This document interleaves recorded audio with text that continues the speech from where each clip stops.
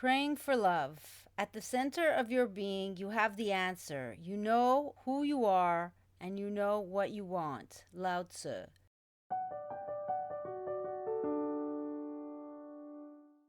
(2012) After the chin-to-toe stretching session, Emily and Natasha lined up to practice Kung Fu basics, but I still wasn't well enough to participate. Instead, I distanced myself from the group and wandered into the Yuxu Gong, looking for a quiet spot for prayer. I could hear the faint echoes of Kung Fu practice, the rhythmic movements and occasional shouts of the coaches as they counted. This contrasted the tranquility of the sacred grounds and served as a reminder of the dynamic balance between action and contemplation. Walking deeper into the temple grounds, I passed two old pagodas with green roofs, adorned with dragons and other mythical figures. These figures were there to ward off evil spirits, representing themes from ancient Taoist myths. The aged pagodas seemed to carry the weight of centuries, their weathered exteriors telling stories of countless seasons and generations. The pagodas house dragon statues that look like turtles. Dragons represent longevity in the Taoist philosophy, and I promised myself to visit with them later. I preferred to begin my day conversing with the deities that were housed in the main temple. I wanted to talk to them about my future and where I was heading. I needed guidance. How was I going to come out on the other side of this witness protection program that I had created for myself? At the back of the sacred grounds, I reached the main house of prayer. I stepped through the old wooden doors and entered an immense prayer room where I faced three giant-sized statues. The high ceilings gave it a majestic feel. There was a table arrayed with offerings of fruit, flowers, and incense in front of each statue. A monk sat there, engrossed in reading scriptures and holding a small mallet, patiently waiting for someone to come and kneel in prayer.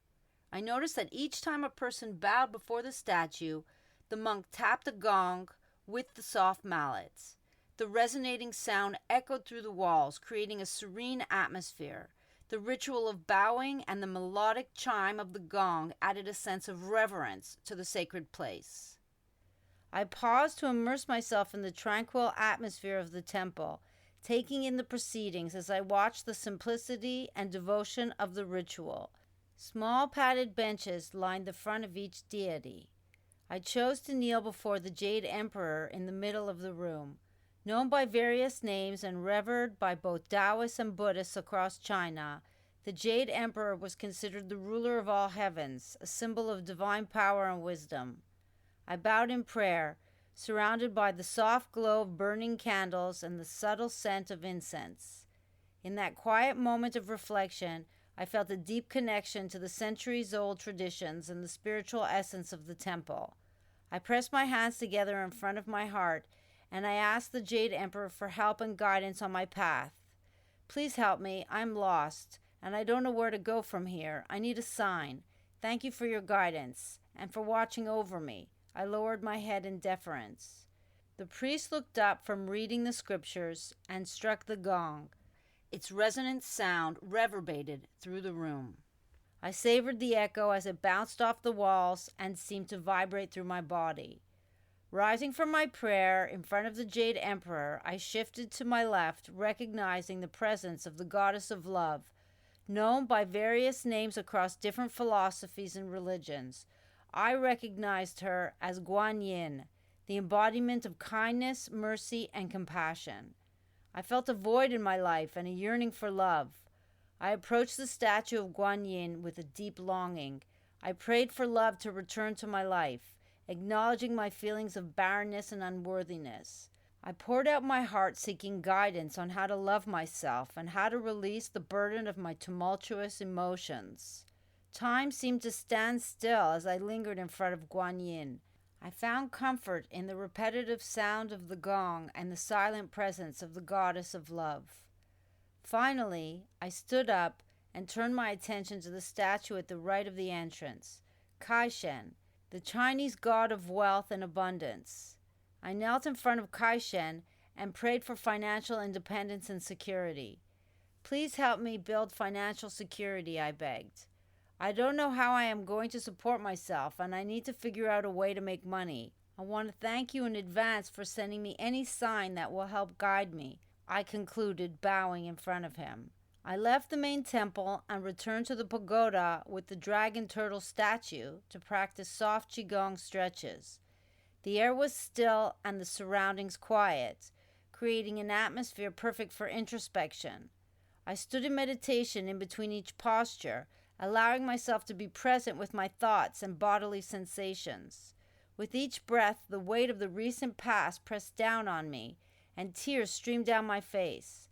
The physical and mental stillness, combined with the serene environment, provided a space for the profound impact of my life choices to wash over me. Each tear shed in that tranquil space became a testament to the resilience and vulnerability coexisting within me. The dragon turtle statue seemed to be watching over me, a silent guardian of my vulnerable state. In those moments, the act of crying felt like a meditation itself, a way to process and let go of the hardships I had endured. The stillness of the pagoda and the rhythmic flow of Qigong provided a sanctuary for my inner self, a place where I could confront and embrace my mind's turmoil. Through the tears, I found a strange sense of peace, a quiet acceptance of both my frailty and strength. It was a cathartic experience as I moved through each Qigong posture. The tears eventually slowed, leaving behind a feeling of lightness and clarity. The experience was both humbling and empowering, an important reminder of the healing power of stillness and self-compassion. These quiet moments in prayer gave me hope for the future as I began working through my present and accepting my past. The Qigong meditation practice at the pagoda became my daily anchor, guiding me through the challenges and uncertainties of each new day. Together they formed a foundation of resilience and peace, preparing me for what lay ahead.